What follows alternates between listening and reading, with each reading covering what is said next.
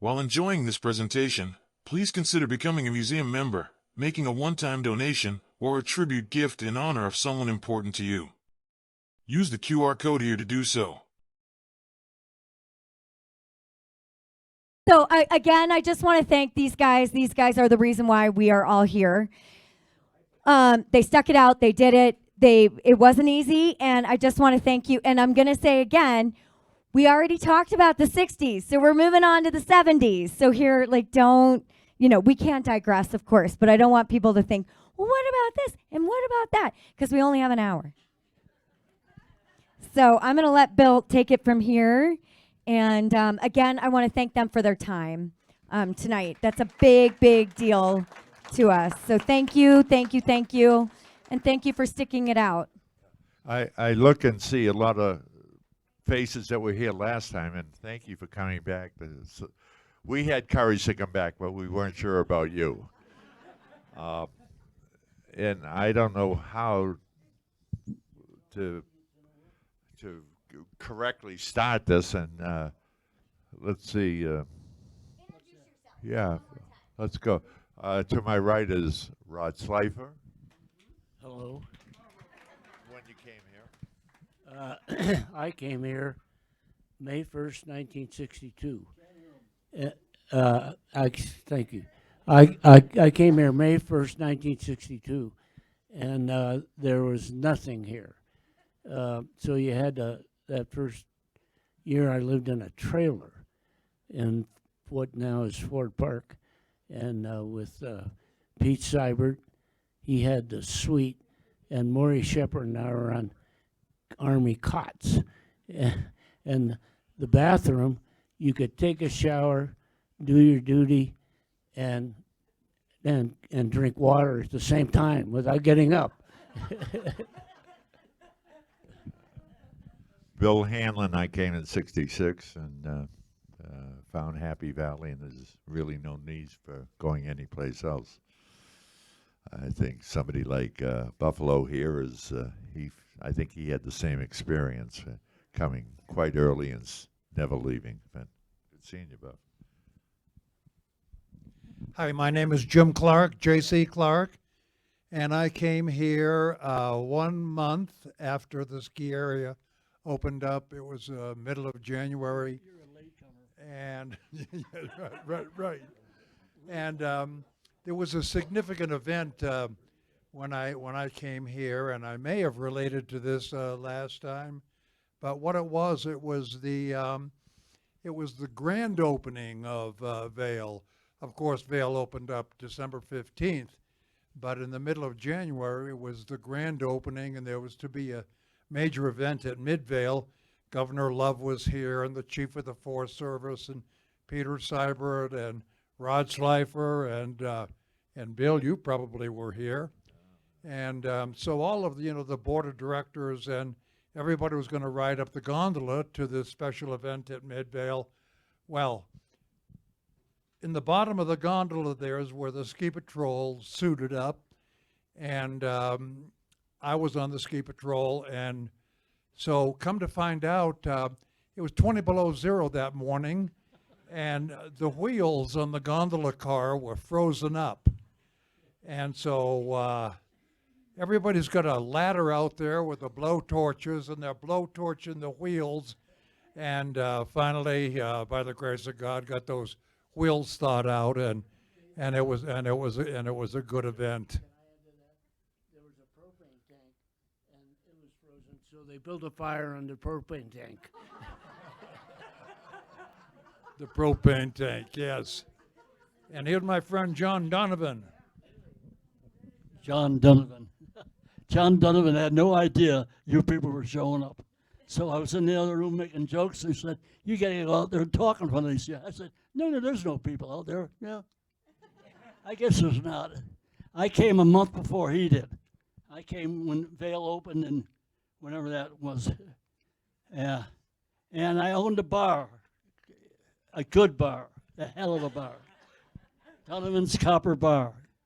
And I kept them all drinking, and all the patrolmen, which is he was one, and he was one, all charged their drinks. And I kept them in line real well. There's no use putting perfume on a pig. Take over. In the Copper Bar, Donovan's Copper Bar, John would answer the telephone. He'd say, Donovan's Copper Bar, summer home, summer not. Donovan's summer home, summer not. You talk, Tuber. I'm Paul Testwuide. Thanks to Jim Clark. He introduced me to Vail in 1962, 1963, when he came over. And Jim and I both worked in Breckenridge from 1960 to 1963. And he came over as a ski patrolman. He came back because we lived together over in Breckenridge in a dilapidated. I don't even think we paid rent there because I don't know if they even knew. I don't think we knew who to pay rent to, but it didn't have any hot water. It didn't have any heat. It didn't have anything, but it was damn cheap living over there. Employee housing at its best. So anyway, Jim came back from his first week in being a patrolman. And he said, "Paul, we're living in the wrong ski area." He said, "You ought to see this place across the hill." And I came back with him the next day. I skied with about every ski patrolman.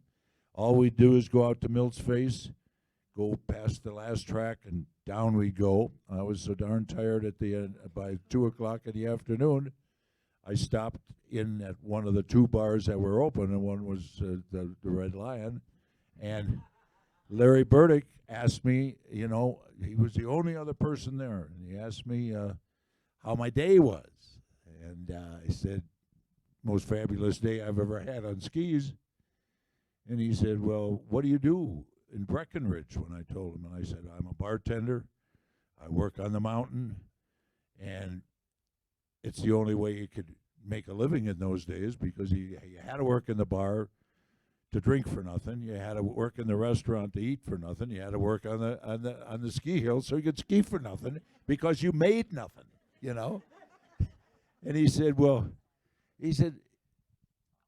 "If you like Vail so much, would you ever think of coming over here from Breckenridge?" And I said, "Yes." He said, "Well, if you'd come over, would you work in a bar like this?" And I said, "Yes." He said, "When would you come over?" I said, "Tomorrow." And I came over, and I never left.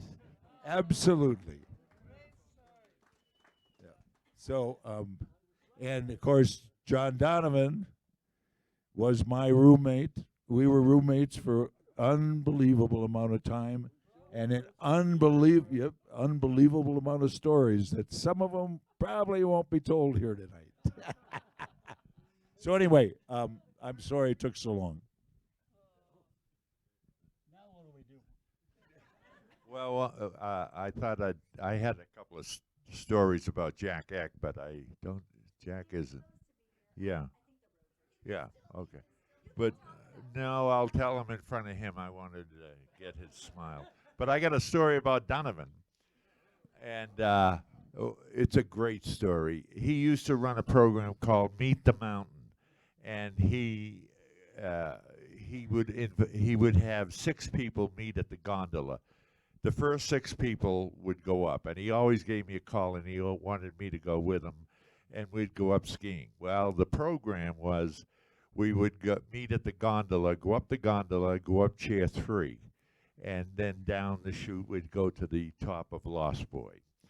And when we got there, John would point out the different area. He said, if you went that way, there's Steamboat Springs up there. You can just see the trails of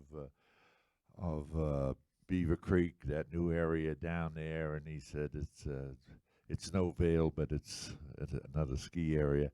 And then they'd point over toward Frisco and say the Vail's greatest hometown skier was Dave Gorsuch, and that's where he lived. And he'd tell the story about the miners kicking in money, there being money to build a lift. And then he'd talk about in 1976, I guess it was, President Ford dedicated the wilderness area, and John Donovan would go into a story and they'd tell the acreage and all. But he said this is a wilderness area, so there's no motorbikes, no all-terrain vehicles, nothing, no electric bikes, no nothing. He said even those damn environmentalists from Boulder, they didn't even want you to wear a battery-operated watch in there. And then, but our route was, he'd send the people down, and this one whole day that I remember very well because we had a lot of fun. We had 3 couples. Maybe one of them was from New York and another one from Chicago or whatever it was. But there was 2 people from Holland, and his whole idea was go down and go right down dealer's choice, and then he'd see what the quality of skier you were, and he knew where we could take you. And so he sent the people from New York down, and then the people from Chicago down, and then he didn't know the names of the people from Holland, but he said to the people, "Hey, Wooden Shoes, you're next." So the route was to go down dealer's choice, and then we'd go up and over down Picaroon or something, and then heading west, and we'd go down and head over toward Born Free, and then down. We'd go over the bridge, jump on Chair 8, come up, and then we had to go east because this is the regular route. And we'd come down part of International over Windish's Way and jump on Chair 6 and then 10 and then 14, and we'd get up. And now we have to be down in town by 12:30. John had to have lunch. And so we'd go into Two Elk, and we'd go in there because John had free tickets for hot chocolates. Yeah. And so we'd go in there, and this one day we came out, and all of us are putting our skis back on, and along comes Testwuide. And he's the mountain manager. He's the big boss of the mountain. So John introduced the 6 couples to, this is Paul Testwuide, the mountain manager, and we had a nice little conversation. And then this lady from New York or Chicago, she said, "Mr. Testwuide," she said, "if you call this place Two Elk," she said, "over there you only have 1 elk there." And she said, "Where's the other elk?" And Paul very quickly said, "It's in the chili."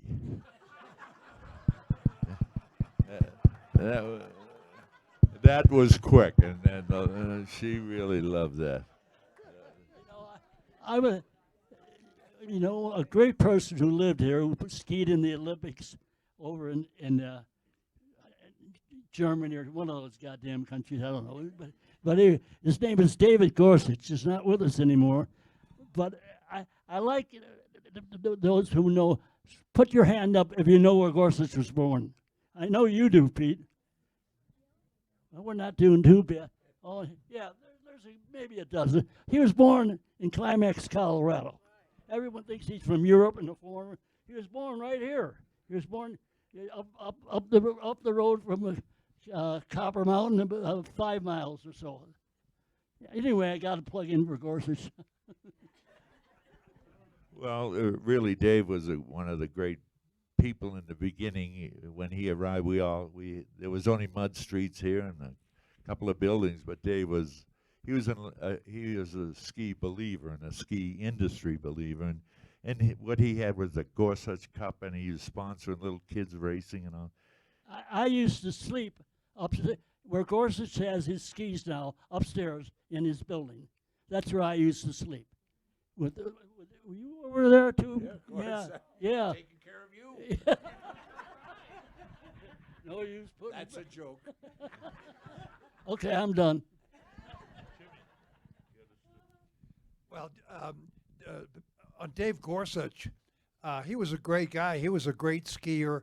He was a friend of the ski patrols, and sometime during the 70s, I forget which, the 70s were a little fuzzy for me, but sometimes during the 70s, kite flying was the thing on Vail Mountain, and ski patrol was kite flying. Testwuide was up there coming down Swingsville with his kite, and flying around.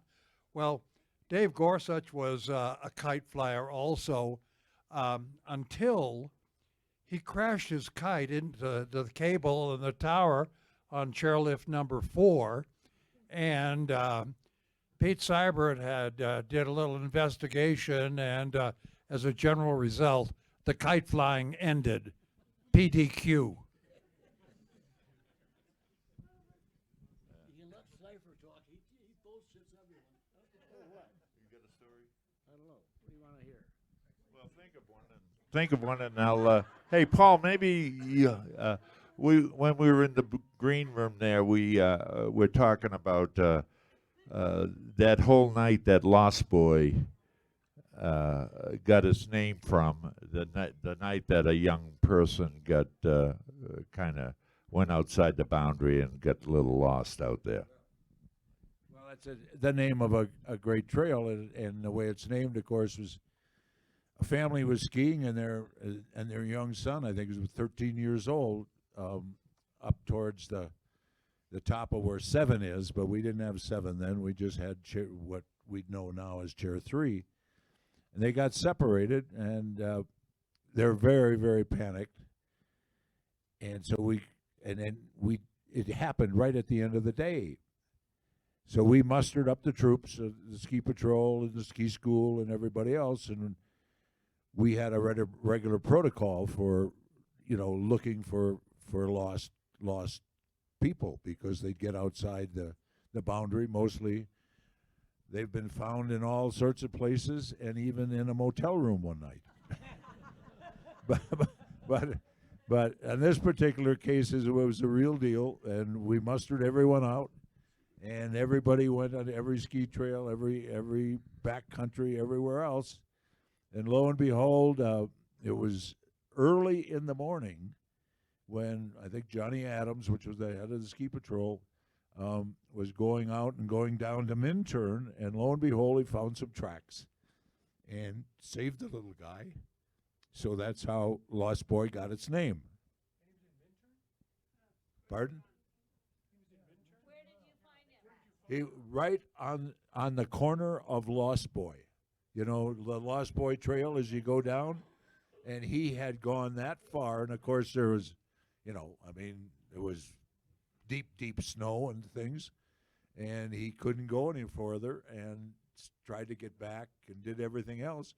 And one of our, the head of the ski patrol at that time had decided to go out that ridge and down to Minturn. We had gone out on South Game Creek, and we'd gone down on North Game Creek, but we hadn't gone out on that ridge. And thank God we found him. Yeah, he'd slept there. He was a Boy Scout, and he actually took his training, and he was getting cold at night, and he curled up underneath a tree, if you can believe it, and saved his life.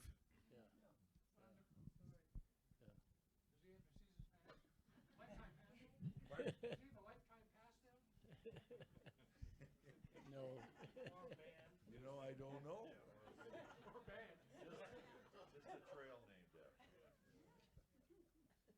We came here to talk about the 70s, and now we're talking about, different stories, which are fun. But the 70s was, the start of Lion's Head, 1970. And one of the interesting things, it was the local Telegraph, of course. All of the merchants, I think, in Vail thought that was one of the stupidest things, because we dilute, the ability, and Lion's Head was so far away. How would you ever get back if you ended up in that hellhole? And well, it obviously turned out all right. But that was some of Peter Seibert's great vision. He went on and on and on and did so many spectacular things. From Lion's Head to Beaver Creek, and it's we were so lucky to have that type of brilliant mentality, running the place. I'll throw this up and then Pete. I would- When I first got here, can you hear this all right? Yeah. That we had a party at the Night Latch. So that's what do you call the building now? The big building, right? Huh? The Mountain House. And we're all over there having a great New Year's Eve party, about on the 3rd of January, and in walks Pete Seibert, you. He pointed out all the patrolmen in ski school. They're going to go up the mountain and look for the guy. I said, do you mind if I went along? I can't ski because I couldn't. I still can't, but I went along and I took a yellow pad. And Seibert says, I want you to keep track of everyone who goes up chair 4. So I went up and opened the door. There's the guy sleeping right there on the floor, sound asleep. So I said, Mr. Seibert, I said, I think you might want to talk to this guy right here. He was sound asleep. Bye-bye.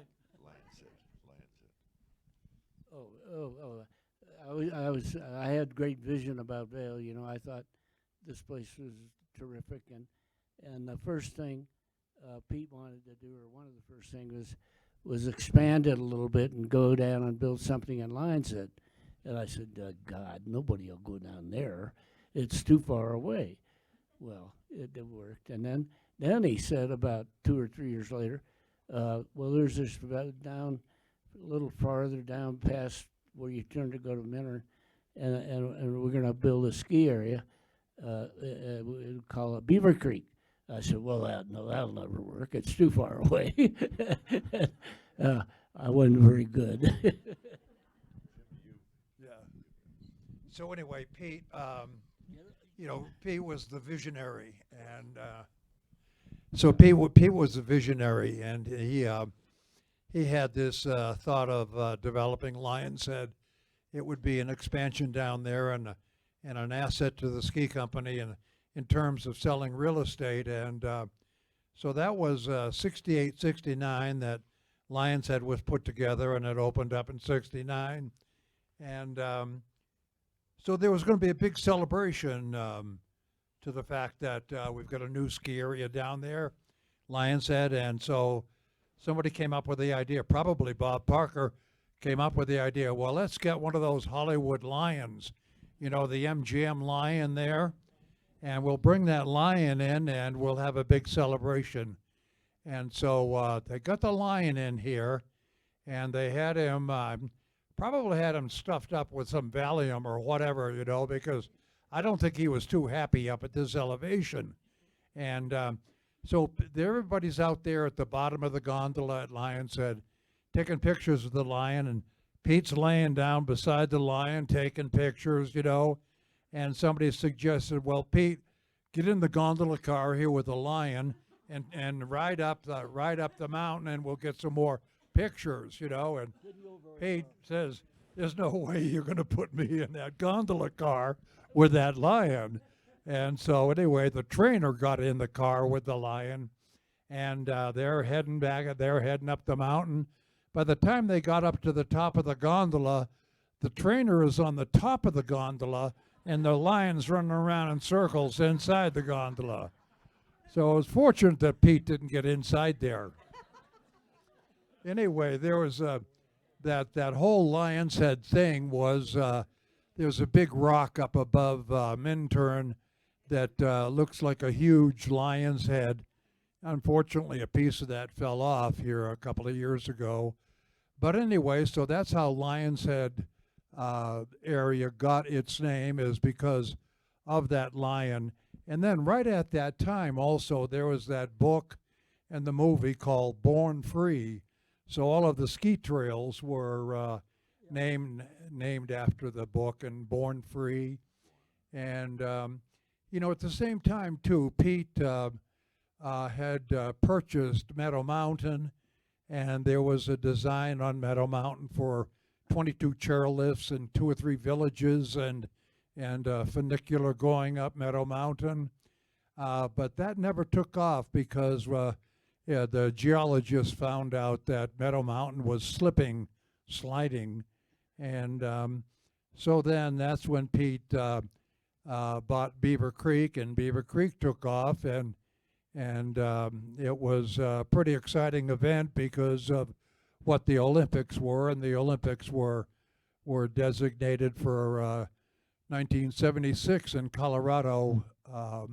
Denver had been awarded the Olympics, and Steamboat was going to be the Nordic events, and Beaver Creek was going to be the Alpine events, and Colorado Springs was going to be the skating and other events there. Well, anyway, unfortunately, some people say fortunately. Unfortunately, it got voted out in 1972 for environmental reasons and cost reasons, and so Beaver Creek continued on with the planning and opened up in 1981 as a very successful world-class resort, and has hosted some of the best ski races in the world. Get talking. You got us here. You do the talking. Keep talking, Bill. Yeah, go ahead, Bill. Well, I had a story written down at home that I had hoped that Julie Young would be here because Paul had quite a story about her. But even with her not being here, Paul, do you think you could tell that story? I think she would have been smiling the entire time. But that's one of the great stories of the patrol. Well, in the early days, of course, the ski patrol was macho, macho, macho. All guys, all stuff. And there was this beautiful woman who was on the ski team who loved Vail. And she wanted to be on the ski patrol. Damnedest thing. So here we are, every macho guy. And I knew Julie Young would beat the pants off of 90% of them. So I hired her. And oh my goodness, was I the bad guy in the locker room. And Julie Young was the first professional ski patrolman in the state of Colorado.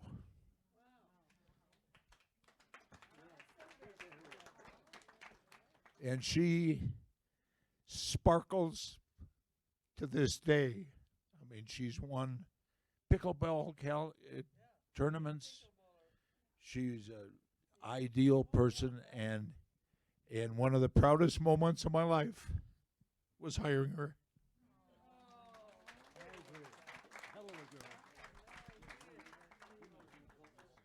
Well, I don't know if Jimmy was in the room when Paul was there introducing him to, but I heard that Paul said, well, boys, he said, this is going to be the new ski patrol person, and Julie Brown, and he introduced her and all, and then Paul looked at I heard that Paul looked at his watch and said, I have a meeting down at Lion's Head, and I have to leave, but why don't you show Julie around, and Julie was, and then he skedaddled out of the place, and there's all these guys in there, and then they said, they introduced, showed her all around the ski patrol headquarters, and then they all just said, one of them said, let's take her out and see what she's made of.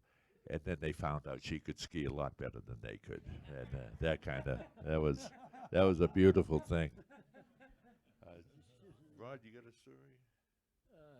Not really. But somebody we ought to recognize is Pete Seibert Jr. He probably has a couple of stories.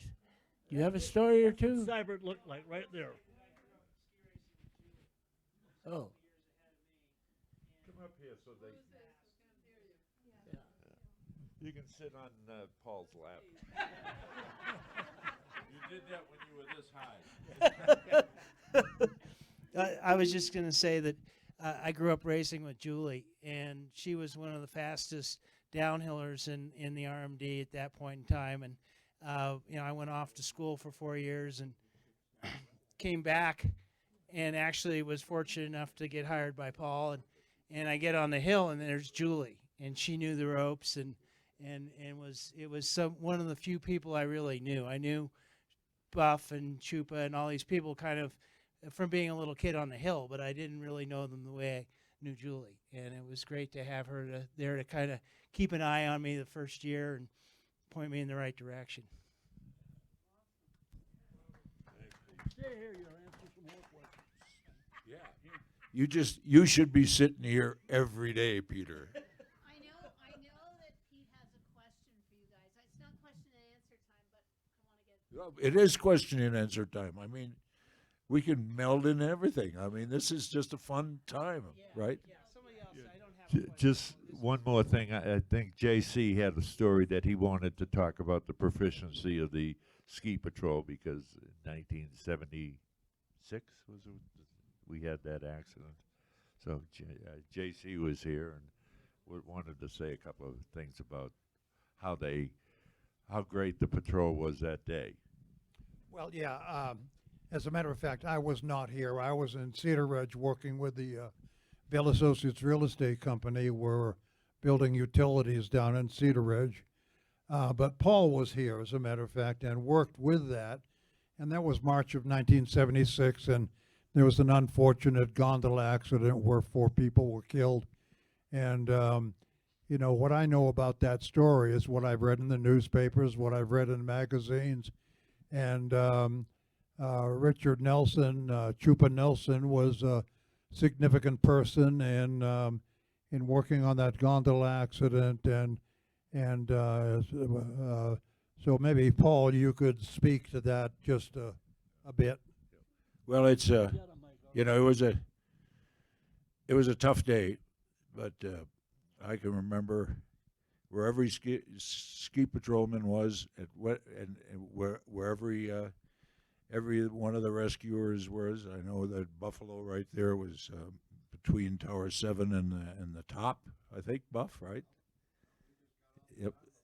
Yep. And Dave Stanish was the first person at the scene, and I was about the second or third. And we organized. We had trained for the possibility of a gondola evacuation to a point where we used to have bicycle races with our bikes, going down the cable to get to the different cars. And a lot of the patrolmen were kind of skittish about that until we got a little Friday afternoon club where we'd actually race each other down the cables, and all of a sudden the fear went away. And because of some of that kind of thinking, I was asked one day by Larry Litchlighter, who was a very thoughtful person in mountain management. He said, figure out how long it would take if you had to evacuate the gondola with a fully loaded line. Well, that day it was fully loaded. And my estimate was it would take us, once we started, 4 hours and 20 minutes. And I had gone down, you know, car by car, how long it may. Well, when it was all said and done, we evacuated the gondola in 4 hours and 19 minutes. It was a sad day, but also a great day for the people that were involved, because it could have been a lot worse. And so that's the story. Pardon? No, actually, I brought a chain up to Chupa Nelson up on the tower, and Chupa absolutely walked down the cable with his hand up on the top cable and the bottom with a chain, and chained up one of the cars that was about to fall off, and then slipped into the window and told the folks that they'd be okay. And then he had to tell every car on the line. Yep. The line was full. I mean, that car was right at the top. It was getting ready to almost unload. Yep. I'm done.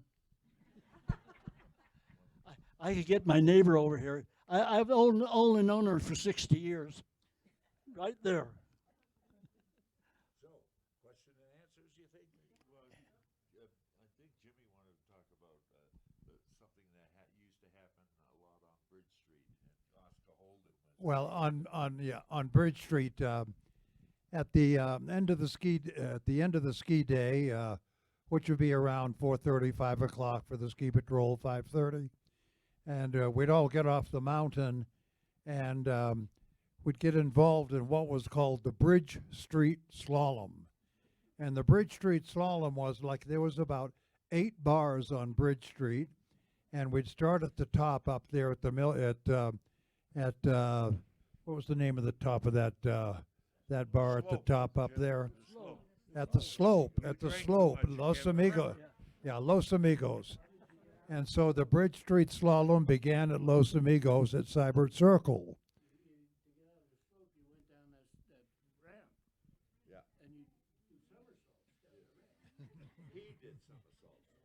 So anyway, that Bridge Street Slalom was you'd start out up there at the slope and then go over to the Red Lion and then cross over the street, through the gates there over to the street into Donovan's Copper Bar and then into the Bill Whiteford's Casino and more drinks in the casino and then across the street again over into the Black Bear and the New Gnu and then across the street once again over into Pepe Gromschammer's bar there at Gustav Gromschammer, and then heading down toward the covered bridge.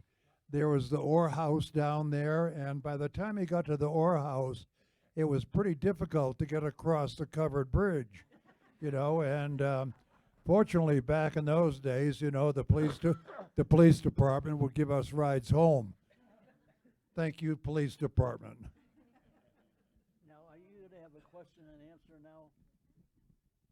Yeah, we'll have a question and answer for a little bit. I just wanted to kind of add, Paul was driven home one night and Oscar put your keys right on the kitchen counter, right? Yeah. Knowing I couldn't find them. Yeah. But, I wonder, how many people remember Oscar on the ski patrol? You had to be here a while. I mean, he was a big man, big man. Yeah. Oh, I forgot about that thing. I never used one of these in my life. Anyway, I'm done. Oscar Holden was a great policeman and very helpful to a lot of people who stayed out late at night. Okay, I think we're going to go into the question and answer, and I saw a hand come up, and that's, the young lady asked if somebody could give a little story about President and Mrs. Ford can come, and I don't know the exact years, but I'm going to guess. President Ford came here when he was in the House of Representatives.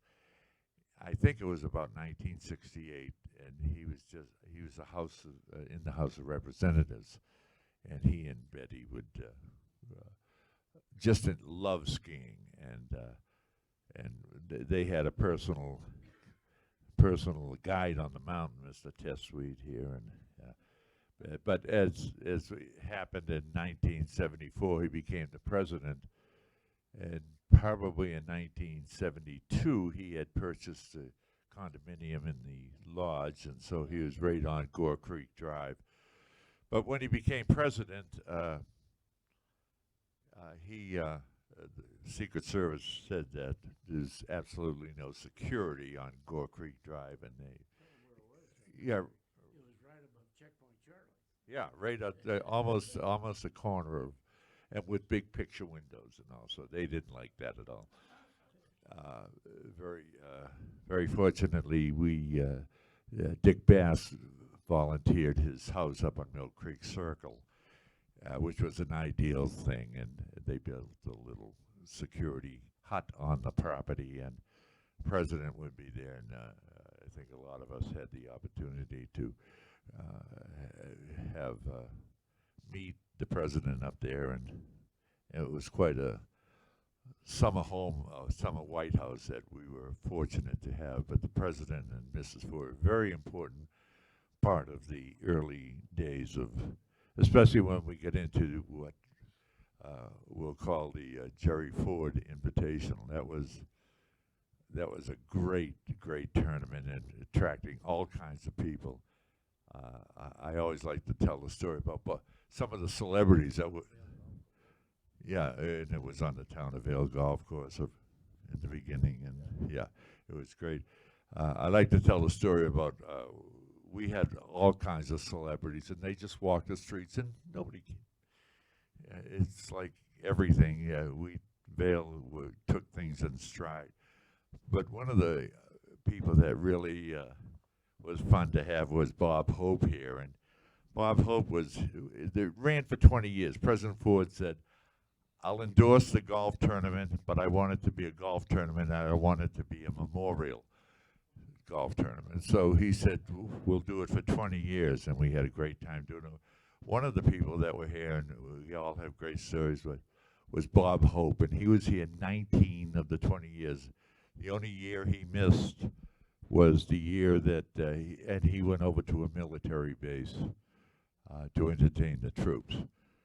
But he always entertained us here, and whether it was at the Gerald Ford Amphitheater or at the down at the Berry Creek Horse Stables, yeah, we had always had great entertainment there.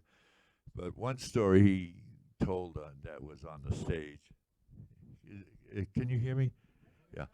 One time he told the story of it was always a lodge that was the central headquarters of the housing. The people check in, check out, meeting people, and there were a lot of functions there. And he always stayed there. That was where they all wanted to stay together. And he was on the stage, and he told a story about, he said, Vail is a great family town. He said, I come here, and I check in, and he said, I live in Palm Springs and Hollywood, and he said, and when I'm checking in, I see all these guys that I know in Palm Springs and in Hollywood. And he said, it's such a family town, they all brought their nieces with them. And I mean, that was a great story. Rod, you were on the board there. You got a funny story about the.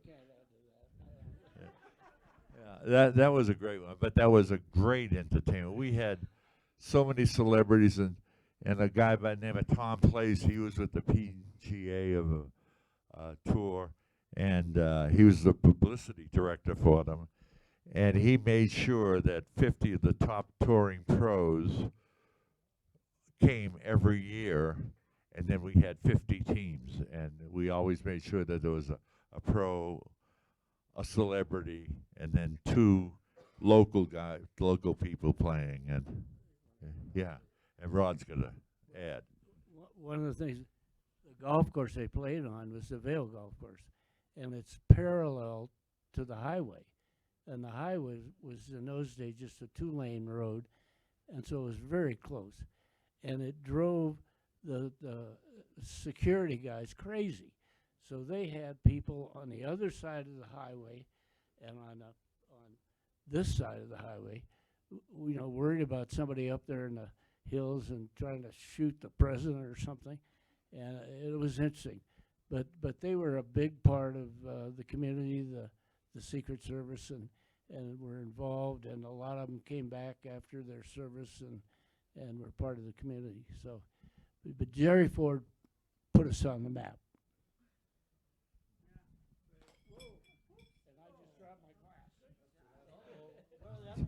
You didn't break it anyway, so that can be refilled.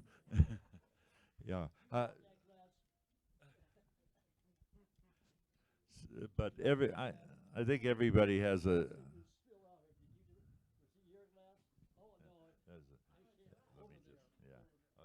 I think everybody has a good story about the president and Mrs. Ford.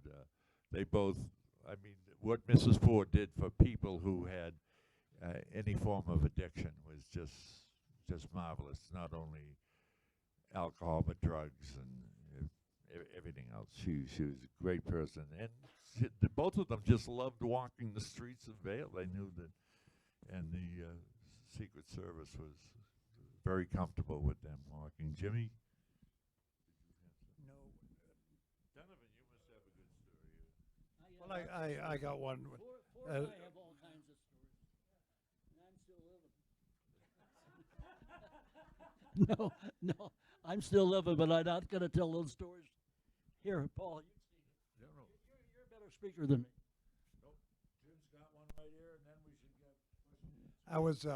This is about the Secret Service, but it's not about President and Betty Ford, but it's about Jackie Kennedy and Caroline and John, and they would come, and I think this was probably before the 70s, but they would come and ski here, and when I was working with the ski patrol, I would be assigned the duty to work with the Secret Service, and the ski school was with Jackie Kennedy and that entourage, and so for instance, my duty in that whole program was to kind of stay away 50, 80 feet, you know, and kind of keep the folks away so they weren't all, running up and taking pictures and seeking autographs and that kind of thing. And the Secret Service didn't have any skiers that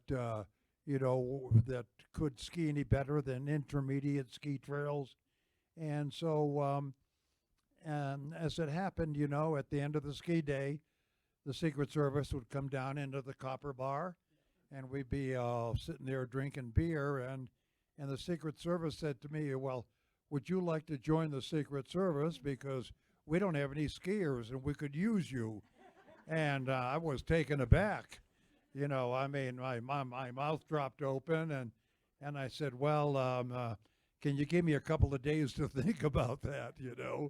So anyway, I went back to him and I said, "Thank you very much for the offer, but the ski patrol is the greatest job I ever had, and Vail Mountain is my place, it's my home, so thanks a lot."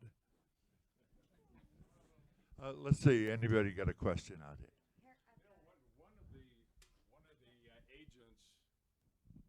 One of the Secret Service guys who was with Ford is a guy named Bill Bresnahan, who still works on the mountain today, 3 days a week. And he used to tell us that when President Ford was here and he was detailed to follow him and ski with him, that there was always this competition between him and Sarge Brown. And Sarge would take President Ford and do everything they could to ski away from the Secret Service agents all day long.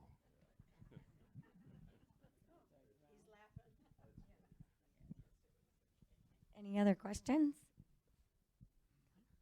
Oh, Karen's got one. Yep. Okay, coming over. Quick. Who's Milt? Oh, what is Milt? Milt's face. Who named Milt's face? Why is it named Milt's? Well, I told that last time, a person by the name of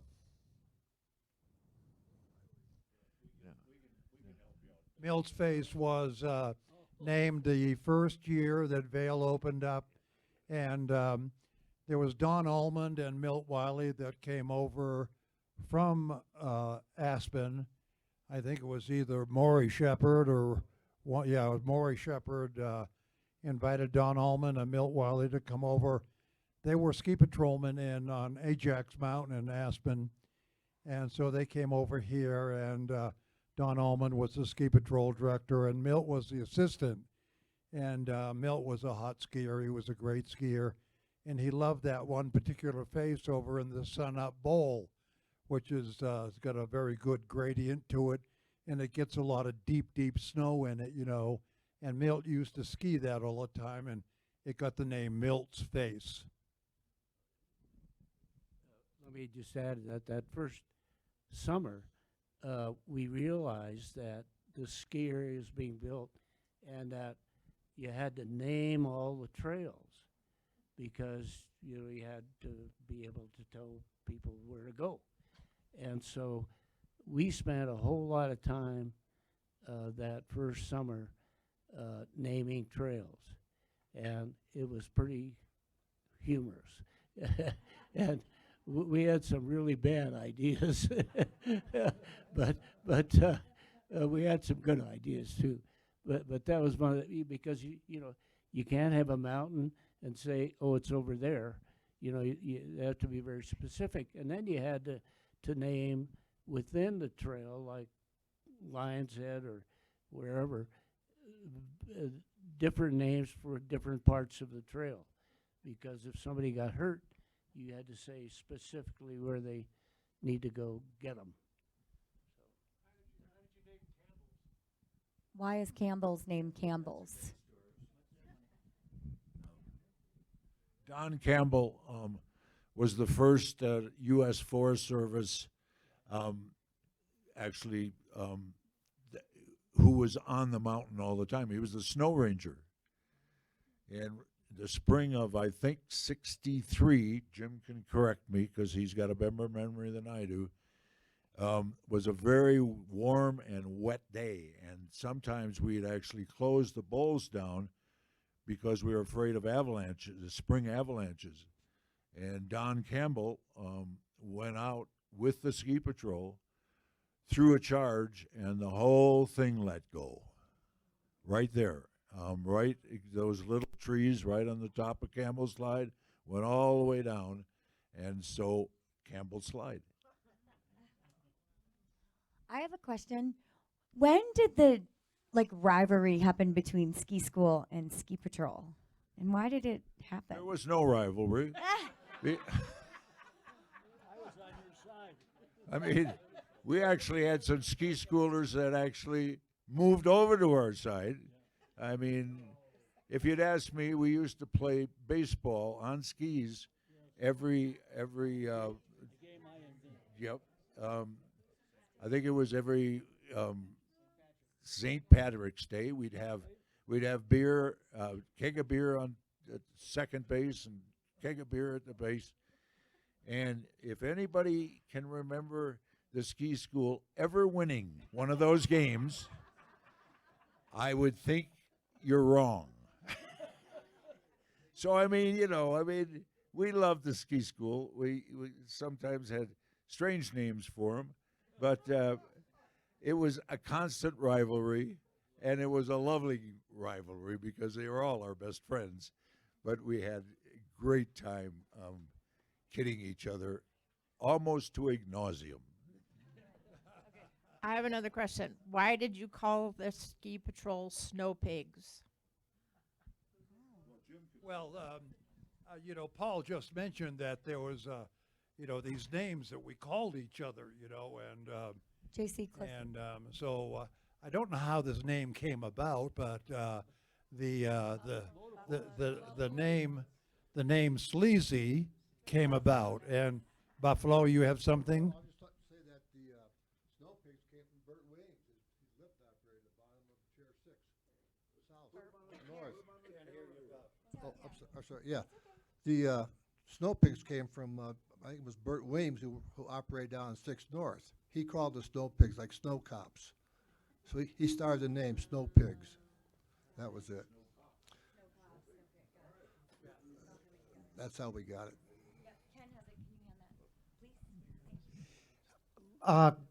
Game Creek Bowl has a lot of casino or gambling names. Where did those come from? Game Creek. Yeah. The Game Creek Bowl, the name, there was a tract of land that was maybe 40 acres or 80 acres of land in the Game Creek Bowl that belonged to the Jufilis family. Chris Jufilis, George Jufilis, they were sheep herders from down the valley here. And so with the concept of developing the Great Game Creek Bowl for skiing, Pete Seibert and Chris Jufilis got together, and Pete invited Chris out to the Game Creek Bowl for a little picnic, and so they could discuss real estate. And Pete brought along a bottle of Greek Metaxa and a bottle of Ouzo, and so they had a picnic out there, and Chris Jufilis sold the 80 acres to Vail Associates, and so those names, Ouzo and the other names, got their name from Game Creek Bowl. Rod was there, and and also at that time, I worked at the Clock Tower Inn. So did Sarah. Yeah, John Cameron was the owner of it. But probably that night of when they had a little meeting and Rod was there, they came for dinner at the Clock Tower Inn, and there was Peter Seibert, Bob Parker, and George and Chris Juflis, and they came. They were having a little meeting, and they asked me to put them way in the corner so they could talk about this. And they said that we want to name we're doing this bill and we're finalizing something, but they want some runs named after them. And one of the runs they want to name is Ouzo, but they didn't know how to spell it. It's a national drink of the Greece.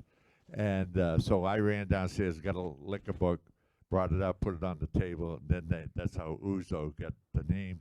But then the guy on the right here has a dog now named Ouzo. He has such great memories of it. Well, I had a dog named Trash also. Yeah. And I remember that because my wife and a person by the name of John Purcell felt bad for Rod, and they said he needs a dog, so they went down to the pound, and there's this dog there, and everybody fell in love with him, and they gave this dog to Rod, John Purcell, and so they gave it. John didn't want it, but they named it because of where they got it. It was at the animal rescue got it at the trash area, and so they named the dog Trash. It just figured, you know. And you had that dog for a long time. Oh, good. I don't have a question, but I have a story at which Moria was told. The first day that the back bowls were about to open, because we finally had enough snow, and he was standing there with Rod and Pete and I don't know who else, but maybe 10 people. And behind them, there was a rope in front of them, and behind them were all the tourists. And they dropped the cord, and somebody said behind Maury said, "Oh, they're going to ski it all out." It didn't happen for 30 years. Another hand coming up. Did you want to tell a story, Bettina? How did Forever get its name? Forever and Ricky's Ridge. It should be mentioned, Pepe, you know.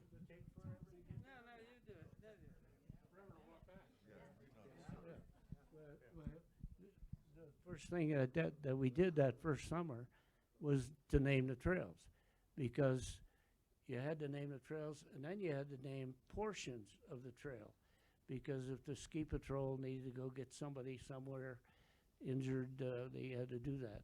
And so all those names, and boy, we had a lot of bad names, were thrown out that first summer, and some got adjusted later, but that's one of the things that occupied us that summer.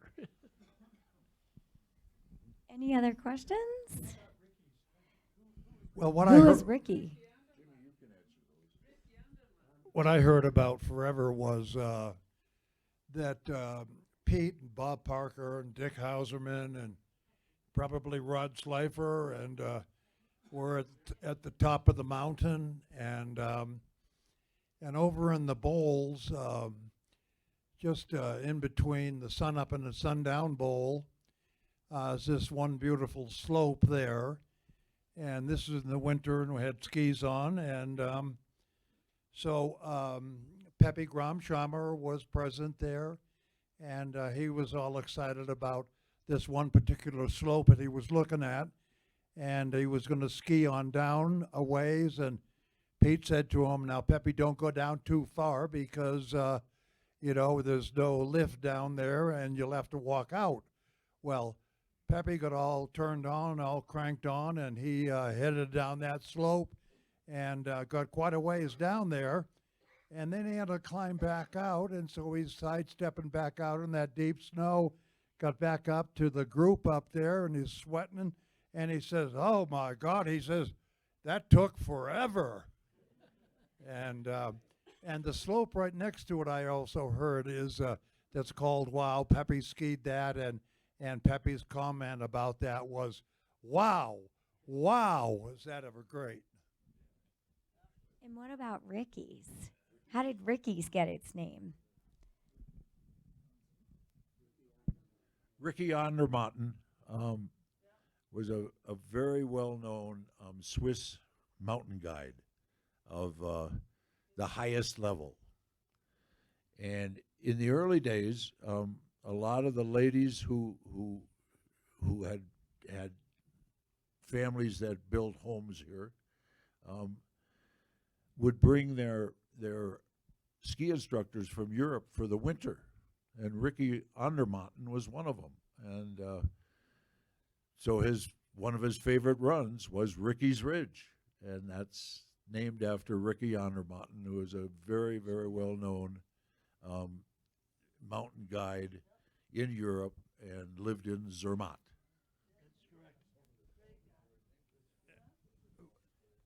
And one thing about Ricky's Ridge, you know, Ricky was one of the most popular ski instructors in this ski school, as I recall. And, you know, back in the early days in Vail, all through the 70s, you could ski the bowls, and it was always deep powder. And so you'd set one track going on down, and you go back up again and set another track going on down, and it's all deep baseless powder, and there's no moguls. But the first place in sunup and sundown that ever got mogulled was Ricky's Ridge. It was so popular, and now today the whole thing is mogulled up, you know, within a couple hours, 3 or 4 hours. In those first years, everybody in Denver, or skiers who were not in Vail, had wooden skis that they got at the Army surplus store for $10 or something, and they were stiff as 2x4s. And we were all up in Vail, and we soon learned that you needed wide skis and soft skis, and that because there was no grooming. So it was all powder. And these poor guys would come up from, and women would come up from somewhere else in their little skis about this wide and stiff as a 2x4. And at the end of the first day, they went down and bought new skis. And the ski stores did very well in those early years, selling to these poor guys that came for 10-day commitment on these little tiny skis. Any other questions? Any other questions? National Ski Patrol was here in the early days, and then there was something happened, I don't know what, but they parted ways with the resort. What happened, and I'm just curious. Well, the National Ski Patrol, when we started out with the ski patrol the first year, I believe there was 7 of us, and there might have been 9. And so the ski area decided that, you know, with the size of the area and the potential for accidents, that the National Ski Patrol was brought in to help out, and they did a great job. And some of them were better than others, of course. And so what happened was, as the mountain grew and got bigger and bigger and bigger, then the National Ski Patrol, mostly that came from Denver, as the mountain got so large, they were not able to keep up with how the expansion was, and that was one of the reasons that they were asked to quit. You got any other comment, Paul? Yeah, Jim is right. It got so complex that that the weekend warriors at times were a liability because of the lack of experience. I mean, you had to be here all the time. But as Jim said, there were some very fine national ski patrolmen who then we turned into professional ski patrolmen, and they would come up on the weekend and they were very good. So it wasn't a matter of the National Ski Patrol against the professional ski patrol. It was just, I mean, it was a big, complex system, and it was time to really, buck up.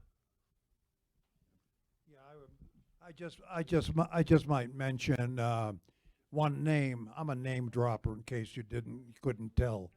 So Lou Livingston was one of the national ski patrolmen, and he lived over here on Chamonix Road, I believe.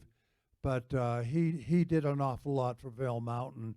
He worked closely with Bill Brown, also worked closely with the ski patrol, and was a very well liked and a very functional person and a real asset to Vail Mountain. Lou Livingston is in our Hall of Fame. He's in the Colorado Snow Sports Hall of Fame. So, yep, if you want to come and look, you can check out his bio and his photos and everything when the museum is open one day.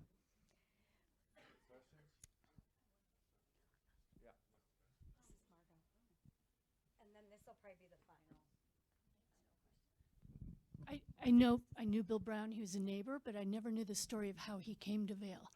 And can you talk a little to what he did for grooming on the mountain? Bill Brown. Sarge Brown. I guess Sarge arrived in 65 or 66 or something, but he was he was a retired military man, and he was just he had some funny quotes. Everybody feared him, but everybody loved him. He certainly knew how to run. He certainly knew how to run ski racing, and that was in the very early days. That was one of our strong points. When Vail put on a race, it was run very professionally. Another person started something beside the ski patrol called the courtesy patrol. And I happened to be on that for a while. And there was one Saturday morning that we had a race here, and Sarge Brown lined all these 13-year-old kids. I think it was the Junior Olympics, and he lined them all up at the top of Gold Peak. And the kids were loud and fooling around with each other and all, and he wanted to run a professional race, and he said, "Children, we're going to run the forerunner, number 1 going down, and it's going to take this amount of time. Number 2's coming down, and it's going to be, then we're going to run forerunner number 3. We're going to declare the race course safe, and then supposedly the number 1 bib is coming out. But if number 1 bib isn't ready, number 2's going." And the kids, their eyes all lit up, and they quieted down, and we again ran a professional race.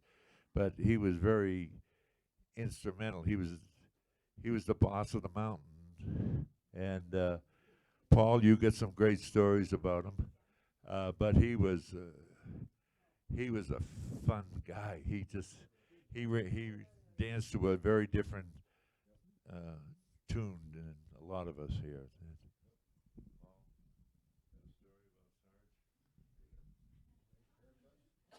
Well, I don't know if you know, but Sarge obviously was in the 10th Mountain Division, Then he fought in Korea.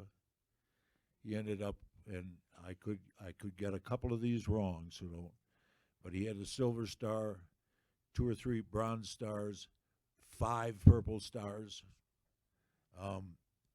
He was a real war hero. And when he came here, he basically ran the mountain like he ran the Army. And he was the senior master sergeant in the Army when he quit. And which means he would only deal with generals. That was it. A general has only one guy under him, and that's the master sergeant. You know, that does everything. And that was Bill Brown, and it was dress right, dress. I learned very early in my career when Bill said, "Paul, I'd like to see you at 06:30 in the morning in my office for some of my curious actions that happened time to time."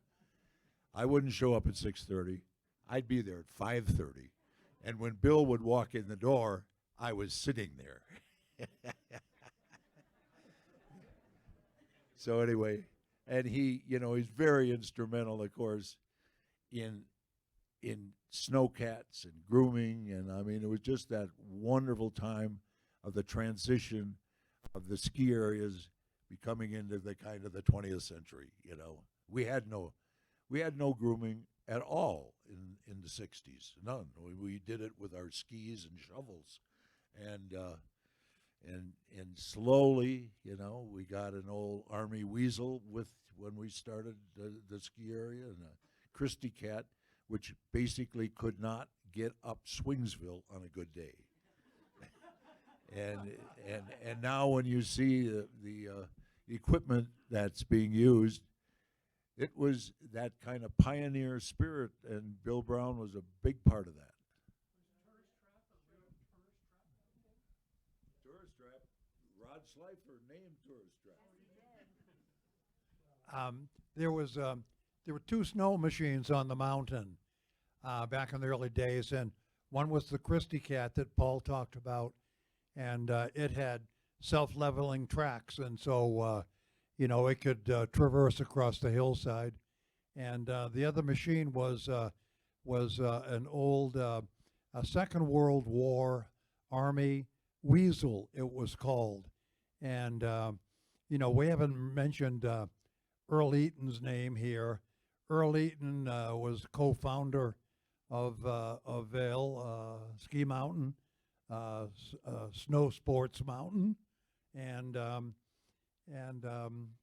so Earl would drive that weasel up and down the mountain, and inevitably he would get that weasel stuck. And guess who had to unstick him? It was the ski patrol come down with their shovels and dig that weasel out. Thank you, Earl. Earl Eaton was really important in Vail, and he had wandered around these hills looking for gold. He was a real mountain guy, and he realized when he got to what now is Vail, saw the bolts and the backside and everything, and he got, I don't know the time, but he got connected with Pete Seibert, and he said, "Pete, I found your ski area."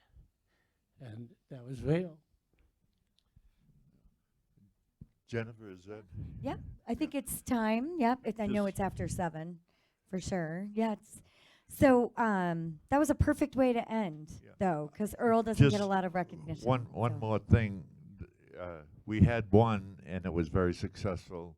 I think the people here probably like some of the stories this time, and then the next time we'll do another one if we're on site. But the problem is that we might be losing Mr. Slifer to Florida next week or something. Is it next week, Beth? Next week. Well, we won't be doing doing to Florida. it in We'll Florida, take it on tour. Yeah. Let's all go to And- Florida where it's warm. And, Yay! and Mr. Testwuide down there had a little work done on the shoulder, and soon as that heals up a little more, you'll be going to Florida. But I think I got a couple of more people that lined up that also have some great stories. One of them would be George Knox Jr., Muggsy. He has some great stories, and then Packy is back in town, so we'll he sure has some stories. Yep. Bill and I will get together and we'll figure it out. Maybe it'll be I'd like like a fun off season. I'd like just to quickly say this, and it's about Pete Seibert, who I highly respected, and he left the ski company in the late 70s and went to Snow Basin to develop that ski area. And Rod Slifer was aboard on that program at Snow Basin, and there were some difficulties with permits and whatnot over there. Yeah. So anyway, Pete came back to Vail and was taken aboard at Arrowhead in 1985, and then I believe it was just around 1980. I think George Gillette took him back aboard at Vail Associates, and so Pete was back home with Vail Associates. Thank you. And again, we were in the green room talking, and we were talking about Peter, and everybody's eyes just lit up. I mean, Peter was a great, great person. Your dad is.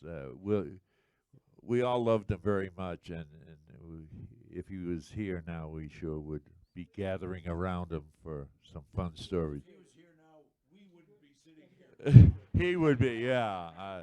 He was the belle of the ball. Yeah. Well, I want to thank Yeah. all of you. Without you, we wouldn't be here. So thank you.